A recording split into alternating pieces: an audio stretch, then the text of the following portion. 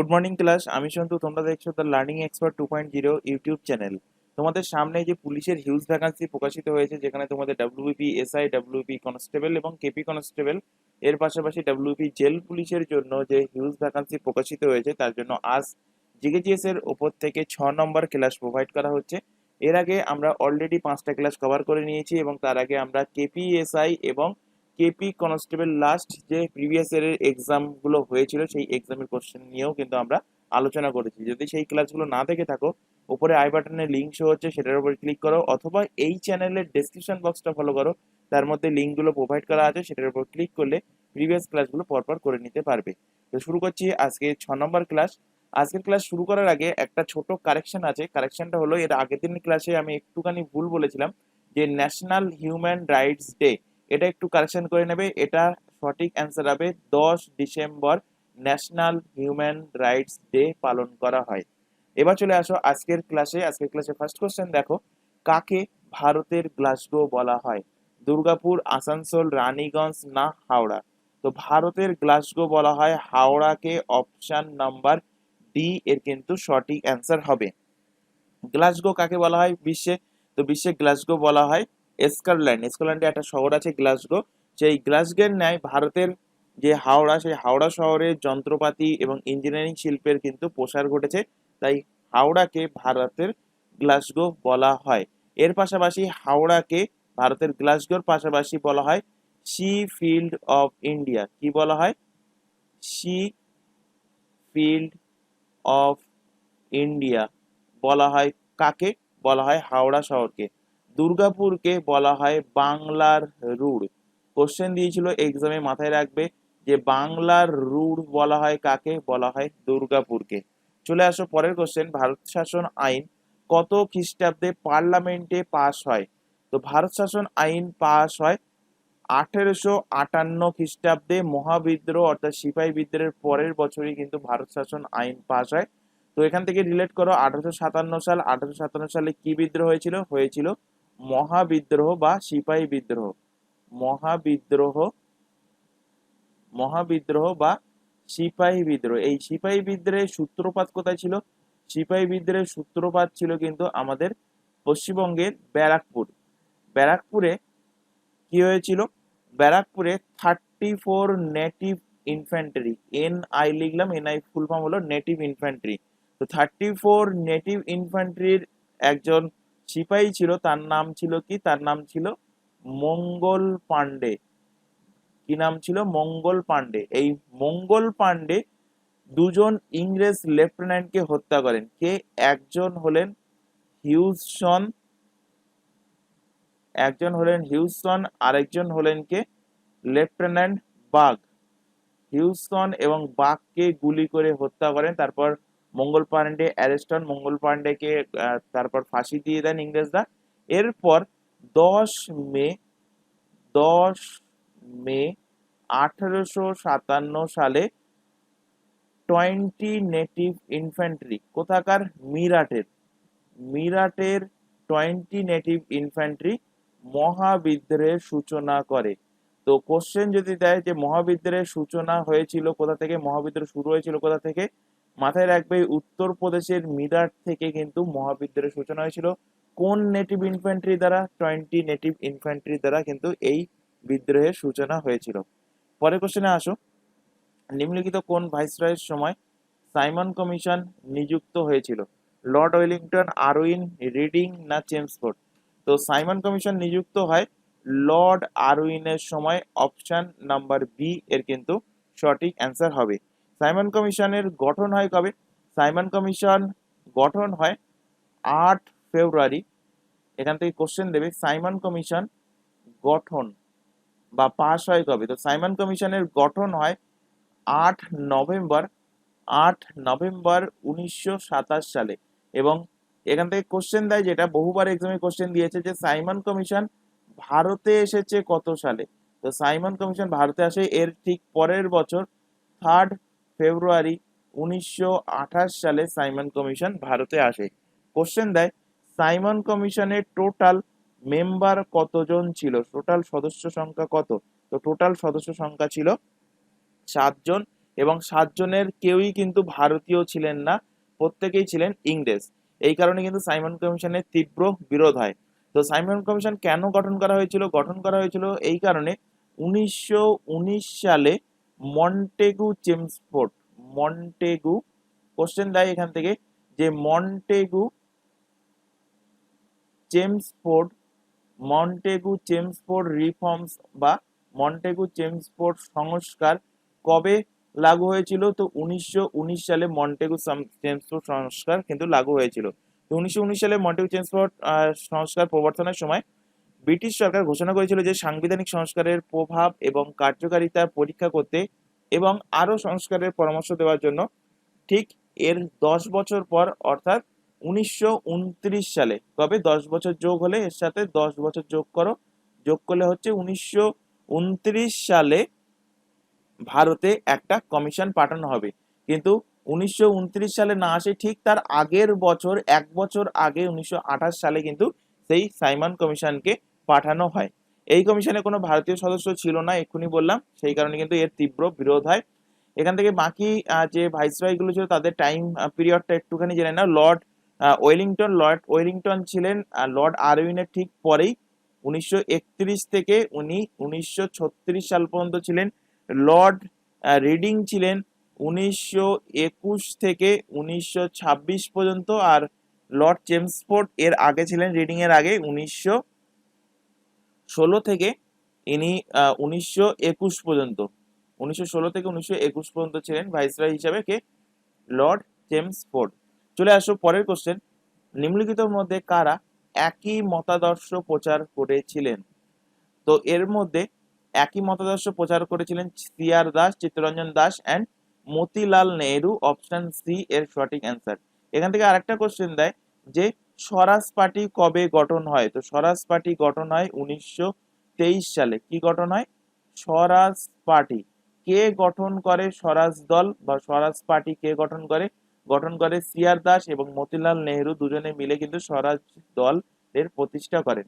চিত্তরঞ্জন দাস থেকে আরেকটা ফ্যাক্ট মাথায় রাখো, চিত্তরঞ্জন দাসকে বলা হয় দেশবন্ধু। তো কোশ্চেন দেবে যে দেশবন্ধু উপাধি কার? দেশবন্ধু উপাধি হলো চিত্তরঞ্জন দাস, দেশবন্ধু চিত্তরঞ্জন দাস হলো ওনার উপাধি। পরের কোশ্চেনে আসুন, নিম্নলিখিত কোন অধিবেশনে কংগ্রেস মুসলিম লীগকে পৃথক ভোটারদের স্বীকৃতি দেয়? কলকাতা, লখনৌ, এলাহাবাদ না লাহোর? তো এটা হয়েছিল লখনৌ অধিবেশনে। অপশন নাম্বার বি এর কিন্তু সঠিক অ্যান্সার হবে। কত সালে লখনৌ অধিবেশন? 1916 সালে লখনৌ অধিবেশনে কংগ্রেস মুসলিম লীগকে পৃথক ভোটারদের স্বীকৃতি দিয়েছিল। এবং 1916 সালে এই লখনৌ অধিবেশনে আরেকটা জিনিস হয়েছিল, বাল গঙ্গাধর তিলক এবং মোহাম্মদ আলী জিন্নার মধ্যে লখনৌ চুক্তি, লখনৌ প্যাক্ট, লখনৌ চুক্তি, লখনৌ প্যাক্ট কার কার মধ্যে হয়েছিল? লখনৌ প্যাক্ট হয়েছিল বাল গঙ্গাধর তিলক,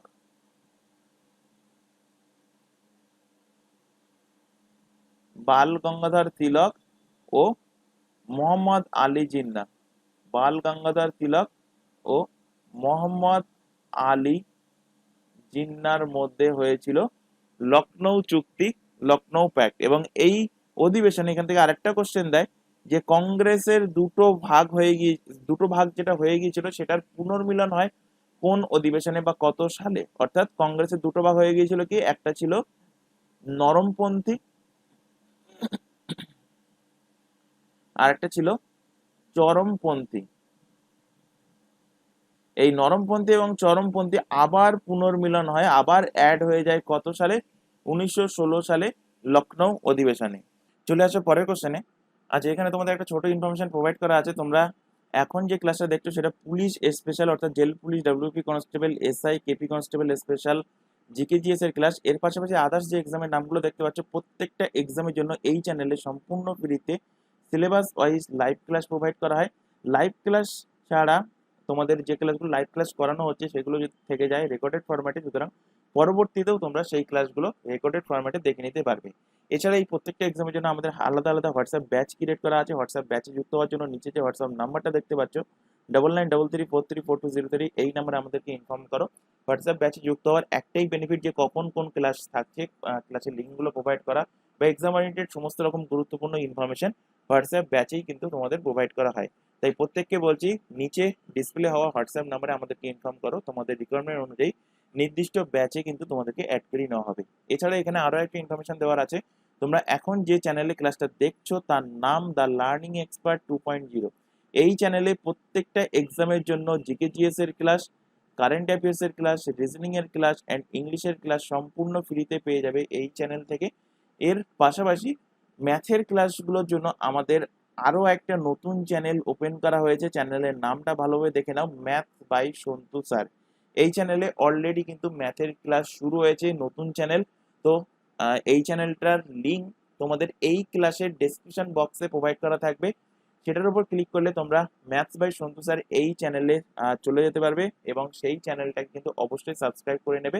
এবং এর পাশাপাশি যদি তোমরা এই চ্যানেলটাকেও যদি সাবস্ক্রাইব না করে থাকো, তো চ্যানেল দুটোকে সাবস্ক্রাইব করে রাখো এবং রেগুলার বেসিসে তোমাদের টাইম অনুযায়ী যে রুটিন প্রোভাইড করা হয়েছে সেই রুটিন ওয়াইজ ক্লাসগুলো তোমরা দেখতে থাকো। চলে আসো পরের কোশ্চেন, কবে জালিয়ানওয়ালাবাগ হত্যাকাণ্ড ঘটেছিল? Easy question. এখন এক্সামে কিন্তু ডেট দিয়ে দিতে পারে, এখানে প্রত্যেকটা সাল হয়তো 1919 দিয়ে দিতে পারে, কিন্তু ডেট আলাদা দেবে। তো ডেটও কিন্তু মনে রাখতে হবে যে জালিয়ানওয়ালাবাগ হত্যাকাণ্ড হয়েছিল 13 এপ্রিল 1919 সালে। অপশন এ এর কিন্তু সঠিক অ্যান্সার হবে। কি হয়েছিল এই জালিয়ানওয়ালাবাগ হত্যাকাণ্ডে? জালিয়ানওয়ালাবাগ হত্যাকাণ্ড কোথায় হয়েছিল, কোন রাজ্যে? এটাও কিন্তু বহুবার এক্সামে কোশ্চেন দিয়েছে। তো এটা হয়েছিল পাঞ্জাবে। তো পাঞ্জাবে 13 এপ্রিল 1919 তারিখে, পাঞ্জাবের কোথায়? পাঞ্জাবের অমৃতসরে জালিয়ানওয়ালাবাগ নামক একটা স্থান, সেই স্থানে বৈশাখী পূর্ণিমার দিন বৈশাখী উৎসবে রাওলাট সত্যাগ্রহের নেতা ছিল দুজন। একজন ছিল সৈফুদ্দিন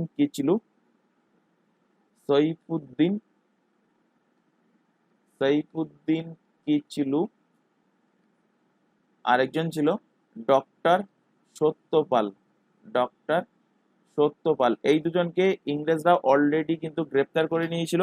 তো এদের গ্রেপ্তারি কিভাবে ছাড়ানো যায়, কিভাবে এদেরকে মুক্তি পাওয়ানো যায়, সেই মুক্তির দাবিতে একটা জনসভা অনুষ্ঠিত হয়েছিল এই জালিয়ানওয়ালাবাগ নামক স্থানে। কিন্তু এদের মধ্যে একজন বিশ্বাসঘাতকতা করেছিল, যারা জালিয়ানওয়ালাবাগে প্রেজেন্ট ছিল তাদের মধ্যে, তার নাম ছিল হংসরাজ। তিনি বিশ্বাসঘাতকতা করে সেই খবরটা ইংরেজদের দিয়ে দেন। এরপর ইংরেজ জেনারেল আর্ডায়ার সেখানে প্রেজেন্ট হন, সেখানে চলে আসেন সৈন্যবাহিনী নিয়ে, এবং তার নেতৃত্বে জালিয়ানওয়ালাবাগে জমায়েত হওয়া বহু লোকের ওপর, প্রায় 2000 লোকের ওপর কিন্তু গুলি চালানো হয় এবং এর ফলে বহু লোক কিন্তু সেখানে কয়েক মিনিটের মধ্যে প্রাণ হারান। এখান থেকে কোশ্চেন দেয় যেটা, যে জালিয়ানওয়ালাবাগ হত্যাকাণ্ডের সময় ভারতের ভাইসরয় কে ছিল? ভারতের ভাইসরয় কে ছিল? তো ভারতের ভাইসরয় ছিল জেমস ফোর্ড। ভারতের ভাইসরয় কে ছিল? James Ford. এই ঘটনার সঙ্গে আরেকটা কোশ্চেন দেয় যে এই জালিয়ানওয়ালাবাগ হত্যাকাণ্ডের পর রবীন্দ্রনাথ ঠাকুর আর.এন. টেগর কোন উপাধি ত্যাগ করেছিলেন? তো রবীন্দ্রনাথ ঠাকুর তার নাইটহুড উপাধি ত্যাগ করেন। আর এখান থেকে আরেকটা কোশ্চেন দেবে যে গান্ধীজি তার কোন উপাধি ত্যাগ করেছিলেন? তো গান্ধীজি ইংরেজদের দেওয়া কেশরী ই হিন্দ কেশরী ই হিন্দ উপাধি ত্যাগ করেছিলেন। তো দুটো উপাধি, রবীন্দ্রনাথ ঠাকুর নাইটহুড উপাধি ত্যাগ করেন আর গান্ধীজি কোন উপাধি ত্যাগ করেন এই জালিয়ানওয়ালাবাগ হত্যাকাণ্ডের জন্য?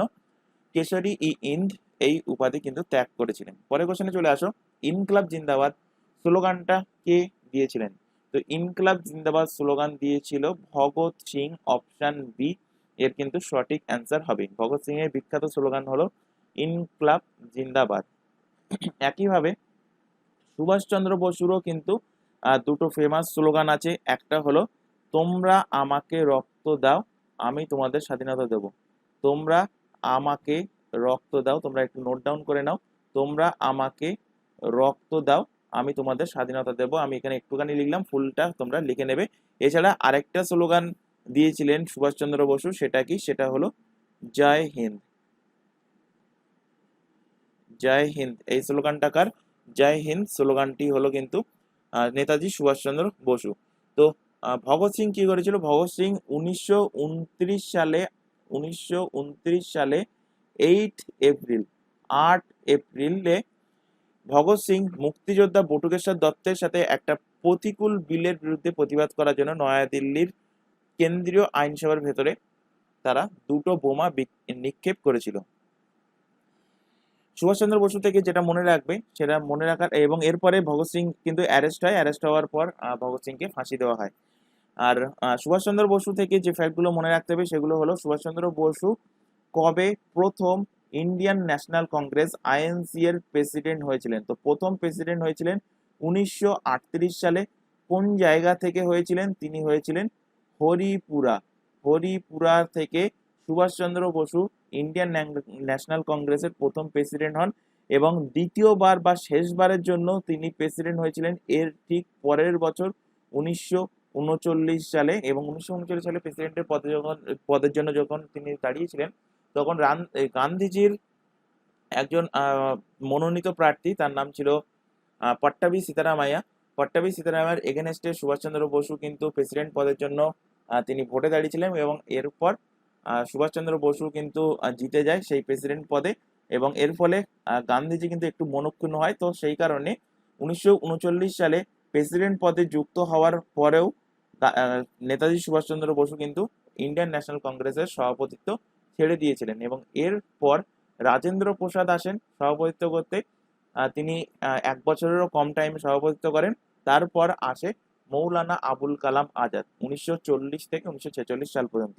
তো 1939 সালে কোথায় সুভাষচন্দ্র বসু প্রেসিডেন্ট হয়েছিলেন? তো জায়গাটা হলো তিরিপুরি, তিরিপুরিতে। তো এখান থেকে দুটো কোশ্চেন দেয়। সুভাষচন্দ্র বসু প্রথমবার সভাপতি হয়েছিলেন ইন্ডিয়ান ন্যাশনাল কংগ্রেসের কোন অধিবেশন থেকে? হরিপুরা। আর শেষবার হয়েছিলেন কোথায়? শেষবার হয়েছিলেন তিরিপুরি থেকে। সম্ভবত এই কোশ্চেনটা, এই তিরিপুরির যে কোশ্চেনটা, এটা কেপি কনস্টেবল 2023-এর এক্সামে কোশ্চেনটা দিয়েছিল। সুভাষচন্দ্র বসু থেকে আরো ফ্যাক্ট রিলেট করো। ফরওয়ার্ড ব্লক কোশ্চেন দেবে, ফরওয়ার্ড ব্লকের প্রতিষ্ঠাতা কে? তো ফরওয়ার্ড ব্লকের প্রতিষ্ঠাতা হলেন সুভাষচন্দ্র বসু।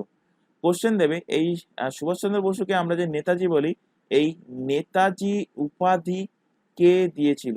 তো সুভাষচন্দ্র বসুর নেতাজি উপাধি দিয়েছিল আজাদ হিন্দ বাহিনীর যে সমস্ত সৈন্যরা ছিল, আজাদ হিন্দ বাহিনীর সিপাহীরা সুভাষচন্দ্র বসুর কিন্তু নেতাজি উপাধি তারা প্রদান করেছিল। আর সুভাষচন্দ্র বসুর স্লোগান এক্ষুনি বললাম, তোমরা আমায় রক্ত দেবো, আমি তোমাদের স্বাধীনতা দেবো, এবং আরেকটা স্লোগান হচ্ছিল জয় হিন্দ। লালা লাজপত রায় থেকে রিলেট করো। লালা লাজপত রায়কে বলা হয় পাঞ্জাবের কেশরী। কোশ্চেন দেবে পাঞ্জাবের কেশরী নামে পরিচিত কে? তো পাঞ্জাবের কেশরী নামে পরিচিত হলেন লালা লাজপত রায়। এই লালা লাজপত রায় 1917 সালে আমেরিকার নিউ ইয়র্কে, আমেরিকার কোথায়? নিউ ইয়র্কে হোম রুল লীগের প্রতিষ্ঠা করেন। কি প্রতিষ্ঠা করেন? Home rule League, home rule লীগের প্রতিষ্ঠা করেছিলেন। এর পাশাপাশি Lala Lajpat Rai servants of people society. তো কোশ্চেন দেবে যে সার্ভেন্টস অফ পিপল সোসাইটির প্রতিষ্ঠাতা কে? সার্ভেন্টস অফ পিপল সোসাইটির প্রতিষ্ঠাতা হলেন লালা লাজপত রায়। এখান থেকে আরেকটা কোশ্চেন বহুবার এক্সামে দিয়েছে, যে প্রথম ভারতীয়দের দ্বারা তৈরি ব্যাংক কোনটি? প্রথম ভারতীয়দের দ্বারা তৈরি ব্যাংক হলো পাঞ্জাব ন্যাশনাল ব্যাংক, পিএনবি। কে স্থাপন করেছিলেন? এই লালা লাজপত রায় স্থাপন করেছিলেন। কবে এর স্থাপন হয়, কবে এর এস্টাবলিশ হয়? এস্টাবলিশ হয় 1894 সালে। তো যদি কোশ্চেন দেয় যে প্রথম ভারতীয়দের দ্বারা, ভালোভাবে খেয়াল রাখবে, প্রথম ভারতীয়দের দ্বারা তৈরি ব্যাংক কোনটা?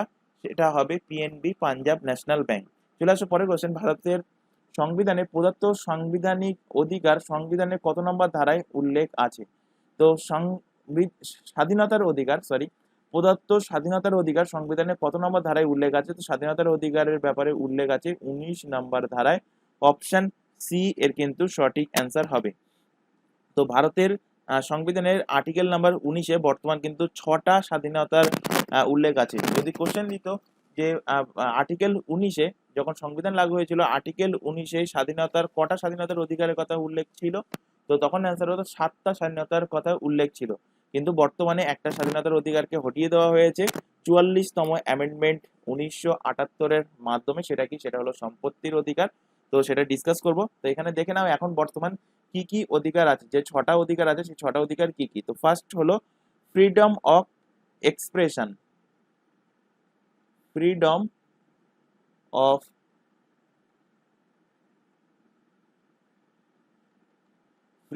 অফ এক্সপ্রেশন, অভিব্যক্তির স্বাধীনতা।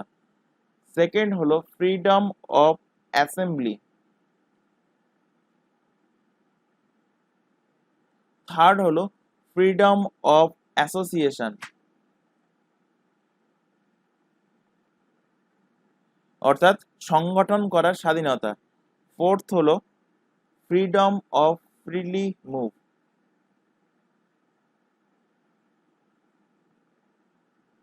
ফ্রিডম অফ ফ্রিলি মুভ অর্থাৎ চারিদিকে ঘোরার স্বাধীনতা। 5 নম্বর হলো freedom of reside and settle, reside and settle অর্থাৎ কোথাও গিয়ে বাড়ি তৈরি করা এবং সেখানে বসবাসের স্বাধীনতা। 6 নম্বর ছিল যেটা, সেটা হলো freedom of property, freedom of property অর্থাৎ সম্পত্তির অধিকারের স্বাধীনতা, যাকে কিন্তু এখন বর্তমানে তুলে দেওয়া হয়েছে এই 19-এর 6 নম্বর আর্টিকেলে, বা অনেক বইতে থাকে 19-এর F নম্বর আর্টিকেল। এটাকে তুলে দিয়ে এখন করা হয়েছে এটাকে কি কানুনি অধিকার, অর্থাৎ লিগাল রাইটস, কানুনি কানুনি অধিকারে নিয়ে যাওয়া হয়েছে। কত নম্বর আর্টিকেলের মধ্যে নিয়ে যাওয়া হয়েছে মাথায় রাখবে, 300 A নাম্বার আর্টিকেলে নিয়ে যাওয়া হয়েছে সম্পত্তির অধিকারকে।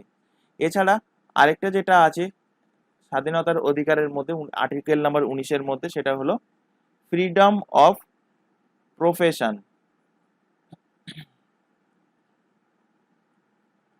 ফ্রিডম অফ প্রফেশন অর্থাৎ জীবন ধারণের জন্য চাকরি, ব্যবসা বাণিজ্য ইত্যাদি করার স্বাধীনতা। তাহলে freedom of expression, freedom of assembly, freedom of expression মানে অভিব্যক্তির স্বাধীনতা, অ্যাসেম্বলি মানে সভা করার স্বাধীনতা, অ্যাসোসিয়েশন সংগঠন করার স্বাধীনতা, চারিদিকে ঘোরার স্বাধীনতা ফ্রিলি মুভ, তারপরে কোথাও গিয়ে বাড়ি তৈরি করা বসবাসের স্বাধীনতা, তারপর সম্পত্তির অধিকারের স্বাধীনতা, যেটা এখন বর্তমানে নেই। 6 নম্বরটাকে মানে 19-এর 6 নম্বরটাকে কিন্তু তুলে দেওয়া হয়েছে, তুলে দিয়ে সেটাকে নিয়ে যাওয়া হয়েছে কানুনি অধিকার আর্টিকেল নাম্বার 300 এতে। সেটা কত নম্বর সংশোধনীর মাধ্যমে, 44তম অ্যামেন্ডমেন্টের মাধ্যমে। মাথায় রাখবে এটা কিন্তু বহুবার এক্সামে কোশ্চেন দিয়েছে যে স্বাধীনতার অধিকারকে কততম সংশোধনীর মাধ্যমে, 44th অ্যামেন্ডমেন্ট, 44th অ্যামেন্ডমেন্ট কবে হয়েছিল, 1978। তো 1978 44th অ্যামেন্ডমেন্টের মাধ্যমে সম্পত্তির অধিকারকে কানুনি অধিকারে নিয়ে যাওয়া হয়েছে। আর লাস্ট হলো ফ্রিডম অফ প্রফেশন অর্থাৎ জীবন ধারণের জন্য চাকরি, ব্যবসা বাণিজ্য ইত্যাদি করার স্বাধীনতা। চলে আসো পরের কোশ্চেন, শ্রীরঙ্গপত্তনমে স্বাধীনতার বৃক্ষ কে রোপণ করেছিল? তো শ্রীরঙ্গপত্তনমে স্বাধীনতার বৃক্ষ রোপণ করে টিপু সুলতান, অপশন বি এর কিন্তু সঠিক অ্যান্সার হবে। কোশ্চেন দেয় যে শ্রীরঙ্গপত্তনমের সন্ধি কবে হয়েছিল? তো শ্রীরঙ্গপত্তনমের সন্ধি হয়েছিল, সালটা মাথায় রাখবে, 1792 সালে শ্রীরঙ্গপত্তনমের সন্ধি হয়। কার কার মধ্যে হয়েছিল এই সন্ধিটা? হয়েছিল টিপু সুলতান, টিপু সুলতান ও ইংরেজদের মধ্যে শ্রীরঙ্গপত্তনমের সন্ধি হয়েছিল। চলে আসো পরের কোশ্চেনে, কোন বস্তু তাপমাত্রা 1 কেলভিন বৃদ্ধি করতে প্রয়োজনীয় তাপকে কি বলা হয়? তো কোন বস্তু তাপমাত্রা 1 কেলভিন বৃদ্ধি করতে প্রয়োজনীয় তাপকে বলা হয় আপেক্ষিক তাপ, অপশন নাম্বার এ এর কিন্তু সঠিক অ্যান্সার হবে। তাপগরিতা কাকে বলে? তাপগরিতার এই সেম সংজ্ঞা, শুধুমাত্র একটা জায়গায় পার্থক্য, সেটা কি কেলভিনের পরিবর্তে থাকবে সেন্টিগ্রেড স্কেল, অর্থাৎ কোন বস্তুর উষ্ণতা 1 ডিগ্রি সেন্টিগ্রেড বৃদ্ধির জন্য যে তাপের প্রয়োজন তাকে বলা হয় বস্তুর তাপগ্রহিতা। বস্তুর তাপগ্রহিতা, বস্তুর তাপগ্রহিতা কিসের সমান? বস্তুর ভর, বস্তুর ভর এবং আপেক্ষিক তাপের গুণফলের সমান, বস্তুর ভর এবং আপেক্ষিক তাপের গুণফলের সমান। কোশ্চেন দিতে পারে এখান থেকে যে তাপগ্রহিতার একক কি? তাপগ্রহিতার দুটো একক কি মাথায় রাখতে হবে, একটা হলো এসআই একক আর একটা কি, আরেকটা হলো সিজিএস একক। তো তাপগরিতার এসআই একক কে কি বলা হয় জুল পার কেলভিন। আর তাপগরিতার সিজিএস একককে বলা হবে, সরি, তাপগরিতার সিজিএস একক কি? সিজিএস একক হলো calorie per degree centigrade. Calorie per degree centigrade হলো তাপগরিতার সিজিএস একক। জলসম কাকে বলা হয়? কোনো বস্তুর উষ্ণতা 1 ডিগ্রি বৃদ্ধির জন্য প্রয়োজনীয় তাপ যে পরিমাণ জলের উষ্ণতা 1 ডিগ্রি বৃদ্ধি করতে পারে তাকে ওই বস্তুর জলসম বলে। জলসমের একক কি? জলসময়েরও কিন্তু এসআই একক এবং সিজিএস একক জানতে হবে। তো এসআই একক হলো কি? এসআই একক হলো কেজি। আর জলসময়ের সিজিএস একক কি? সিজিএস একক হলো গ্রাম। চলে আসো পরের কোশ্চেন। পারদের বিশেষ কোন গুণের জন্য এটিকে ক্লিনিক্যাল থার্মোমিটারে ব্যবহার করা হয়? তো ক্লিনিক্যাল থার্মোমিটারের পারদের যে গুণটা সেটা হলো তাপের সুপরিবাহীর জন্য এটাকে ব্যবহার করা হয়। অপশন এ এর কিন্তু সঠিক অ্যান্সার। পারদ একমাত্র একটা ধাতু যেটা রুম টেম্পারেচারে, ঘরের তাপমাত্রায় কিন্তু তরল থাকে। তো একমাত্রায় ঘরের তাপমাত্রায় তরল থাকা ধাতু কোনটি? তরল থাকা ধাতু হলো পারদ। চলে আসো পরের কোশ্চেন। চাপ দিয়ে 2 বা ততোধিক বরফখণ্ডকে জুড়ে দেওয়ার পদ্ধতিকে কি বলা হয়? বলা হয় পুনঃশীলীভবন। অপশন সি এর সঠিক অ্যান্সার। পরের কোশ্চেনে চলে আসো। বাস্তুতন্ত্রের শক্তিকে প্রবাহ বলা হয় কারণ কি? বাস্তুতন্ত্রের যে শক্তি প্রবাহ বলা হয় সেটার কারণ কি? তো সেটা কারণ হলো শক্তির কিন্তু একমুখী রূপান্তর হয়। অপশন নাম্বার সি এর কিন্তু সঠিক অ্যান্সার হবে। অর্থাৎ যারা প্রথম শ্রেণীর খাদক তারা ঘাস খায়, তো ঘাস থেকে শক্তি তাদের দেহে যায়, তাদের দেহ থেকে সেই প্রথম শ্রেণীর খাদককে দ্বিতীয় শ্রেণীর খাদক যখন খাবে, তো সেই দ্বিতীয় শ্রেণীর খাদক থেকে যে শক্তি, কিছু পরিমাণ শক্তি প্রথম থেকে দ্বিতীয়তে গেল, আবার দ্বিতীয় শ্রেণীর খাদককে যারা তৃতীয় শ্রেণীর খাদকরা খাবে, তো তাদের থেকে দেহ থেকে অল্প কিছু পরিমাণ শক্তি কিন্তু তৃতীয় শ্রেণীর খাদকে পৌঁছায়। অর্থাৎ শক্তির কি হয়? একমুখী প্রবাহ হয়, একমুখী রূপান্তর হয়।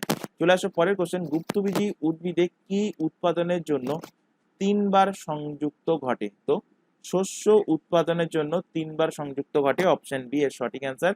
গুপ্তবীজী উদ্ভিদের ভ্রূণতে যে ডিপ্লয়েড, অর্থাৎ ডিপ্লয়েড বলতে N+N 2N ডিপ্লয়েড থাকে, এবং শস্য উৎপাদনের ক্ষেত্রে দুটো হ্যাপ্লয়েড এবং মেরু নিউক্লিয়াস এবং একটি হ্যাপ্লয়েড পুং জনন কোষের কিন্তু মিলনের ফলে, তাহলে 2N, তাহলে 2N আসলো, 2N এর সাথে একটা পুং জনন N হ্যাপ্লয়েড মিলনের ফলে টোটাল কত হচ্ছে? টোটাল 3N সংখ্যক ক্রোমোজোম যুক্ত, অর্থাৎ ট্রিপ্লয়েড যুক্ত শস্যের কিন্তু উৎপাদন হয়।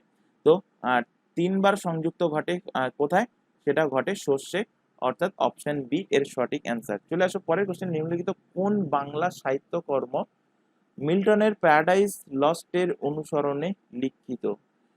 তো মিল্টনের প্যারাডাইস লস্টের অনুসরণে লিখিত সেটা হলো মেঘনাদ বধ কাব্য। অপশন বি এর সঠিক অ্যান্সার। মেঘনাদ বধ কাব্য কে লিখেছেন? লিখেছেন মাইকেল মধুসূদন দত্ত। কে লিখেছেন? মাইকেল মধুসূদন দত্ত লিখেছেন মেঘনাদ বধ কাব্য। এছাড়া মাইকেল মধুসূদন দত্ত থেকে আরেকটা কোশ্চেন যেটা দেয় যে নীল দর্পণ, নীল দর্পণ, নীল দর্পণ কে লিখেছেন? নীল দর্পণ লিখেছেন দীনবন্ধু মিত্র। কে লিখেছেন? দীনবন্ধু মিত্র। তো মাইকেল মধুসূদন দত্ত থেকে যে কোশ্চেনটা দেয় যে নীল দর্পণের ইংলিশ ট্রান্সলেট, ইংরাজি অনুবাদ, ইংলিশ ট্রান্সলেট করে কে? ইংলিশ ট্রান্সলেট করে মাইকেল মধুসূদন দত্ত। নীল দর্পণের কিন্তু ইংরাজি অনুবাদ করেছিল। পরের কোশ্চেনে আসো। জাতীয় টিকা দিবস ভারতে বছরের কোন দিনে পালন করা হয়? তো জাতীয় টিকা দিবস পালন করা হয় 16 মার্চে। জাতীয় টিকাকরণ দিবস পালন করা হয়। অপশন সি এর সঠিক অ্যান্সার। তো পোলিও নির্মূল করা এবং এই সংক্রামক রোগের বিরুদ্ধে টিকাদান সম্পর্কে জনসাধারণকে সচেতনতার বৃদ্ধির জন্য প্রত্যেক বছর 16ই মার্চে ভারতে কিন্তু জাতীয় টিকাকরণ দিবস পালন করা হয়। চলে আসো পরের কোশ্চেন। বায়োজিওগ্রাফিক্যাল প্রসেস নামক গ্রন্থটা কার লেখা? তো বায়োজিওগ্রাফিক্যাল নামক গ্রন্থটা লিখেছেন সিমন্স। অপশন নাম্বার বি এর সঠিক অ্যান্সার। তো সিমন্স এই গ্রন্থে কি লিখেছেন? তো বায়োম সম্পর্কে লিখেছেন। কি সম্পর্কে? বায়োম। তো বায়োম সম্পর্কে বিজ্ঞানী সিমন্স 1982 সালে বায়োলজিক্যাল বায়োজিওগ্রাফিক্যাল প্রসেস নামক গ্রন্থে বলেছেন যে বায়োম হলো পরিবেশের প্রণালীর বৃহত্তম একক। উদ্ভিদ এবং প্রাণী জগৎ মাটি ও জলবায়ুর সাথে পারস্পরিক সম্পর্কের ভিত্তিতে যে বাস্তুতান্ত্রিক একটা একক গড়ে তোলে তাকেই কি বলা হয়? তাকেই বলা হয় বায়োম, এবং এটাই বলেছেন এই বায়োজিওগ্রাফিক্যাল প্রসেস নামক গ্রন্থে। চলে আসো পরের কোশ্চেন। ডাকিও তামাবিল একটি হ্রদ যা বাংলাদেশ এবং কোন জায়গার মধ্যে দিয়ে গেছে? তো ডাকিও তামাবিল এটা গিয়েছে বাংলাদেশ এবং মেঘালয়ের মধ্যে। অপশন সি এর সঠিক অ্যান্সার। পরের কোশ্চেনে চলে আসো। দোগাছি অরণ্য কোন জেলায় অবস্থিত? উত্তর দিনাজপুর, আলিপুরদুয়ার, দক্ষিণ দিনাজপুর না মালদা? তো দোগাছি অরণ্য এটা অবস্থিত দক্ষিণ দিনাজপুরে। অপশন সি এর কিন্তু সঠিক অ্যান্সার হবে। চলে আসো পরের কোশ্চেন। ভারতীয় মহিলা ক্রিকেট দল কাদেরকে হারিয়ে এশিয়ান গেমস 2023 এর স্বর্ণ পদক জয় করলো? তো ভারতের মহিলা ক্রিকেট দল এরা হারিয়েছে কাকে? শ্রীলঙ্কাকে হারিয়েছে। এরা শ্রীলঙ্কাকে হারিয়ে এশিয়ান গেমস 2023 তে স্বর্ণ পদক জয়লাভ করেছে। অপশন বি এর কিন্তু সঠিক অ্যান্সার হবে। তো 2023-এ এশিয়ান গেমস কোথায় হয়েছে? 2023। তো 2023-এর এশিয়ান গেমসের হোস্ট কান্ট্রি ছিল চায়না। চায়নার কোথায় হয়েছে? চায়নার হাংজাও। চায়নার চায়নার হাংজাও চায়নার হাংজাওতে 2023-এর এশিয়ান গেমসের আয়োজন হয়েছে। আচ্ছা, এখান থেকে আরেকটা কোশ্চেন রিলেট করে নাও যে 2024-এ ওমেন্স এশিয়ান কাপের হোস্ট কে করবে? ওমেন্স এশিয়া কাপ এর হোস্ট কে করবে? এর আয়োজন করবে কিন্তু শ্রীলঙ্কা। তো আজকের ক্লাসে তোমাদের এই 20টা কোশ্চেন ছিল। আশা করি প্রত্যেকটা কোশ্চেন ক্লিয়ার হয়েছে। যদি কোথাও কোনো কোশ্চেন নেই, ডাউট থেকে থাকে, তো অবশ্যই কমেন্ট বক্সে কমেন্ট করে জানাবে। তাহলে তোমাদের সেই ডাউটটা কমেন্ট বক্সে অথবা পরবর্তী ক্লাসে সেই ডাউটটা ক্লিয়ার করা হবে। ক্লাস ভালো লাগলে অবশ্যই ক্লাসটাকে লাইক করবে, তোমার বন্ধু বান্ধবের মধ্যে শেয়ার করবে যারা কম্পিটিটিভ এক্সাম বা পুলিশের এক্সামের জন্য প্রিপারেশন নিচ্ছে। তো আজকের ক্লাস এই পর্যন্ত। নেক্সট দেখা হবে পরবর্তী ক্লাস নিয়ে। Thank you.